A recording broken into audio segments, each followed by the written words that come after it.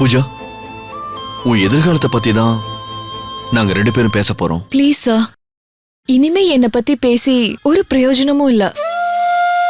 நான் பழசெல்லாம் மறந்துட்டேன். அஸ்வினை கல்யாணம் பண்ணிக்கணும்னு ஒரு நேரத்துல நினைச்சது உண்மைதான். ஆனா இப்ப என் மனசுல அந்த மாதிரி எந்த எண்ணமும் இல்ல.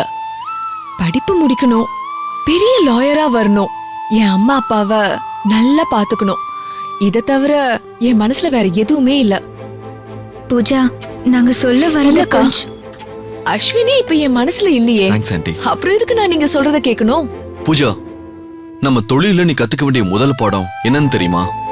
கோர்ட்ல கேஸ் நடக்கும்போது ஜட்ஜு பேசுவாரு, அப்ப நீ குறுக்க பேசவே கூடாது. இதை ஏன் சொல்றேன்னா, நாங்க எதுக்காக வந்திருக்கோன்னே புரிஞ்சுக்காம நீ பாட்டுக்கு பேசிட்டு இருக்க. நாங்க என்ன கல்யாண புரோக்கரா உன்னையும் அஸ்வினியும் சேர்த்து வைக்க? பூஜா, நீ யார வேணா கல்யாணம் பண்ணிக்கோ, எப்ப வேணா பண்ணிக்கோ, அது உன்னோட விருப்பம். பூஜா, நீ நல்லா வரணும்னு எங்களுக்கும் ஆசை இருக்கு. நல்ல லாயர் கிட்ட பிராக்டிஸ் பண்ணாதான் உன் தொழில நீ ஜெயிக்க முடியும். நீ இன்டர்ன்ஷிப்காக வெளியே எங்கேயும் போக வேண்டாம்.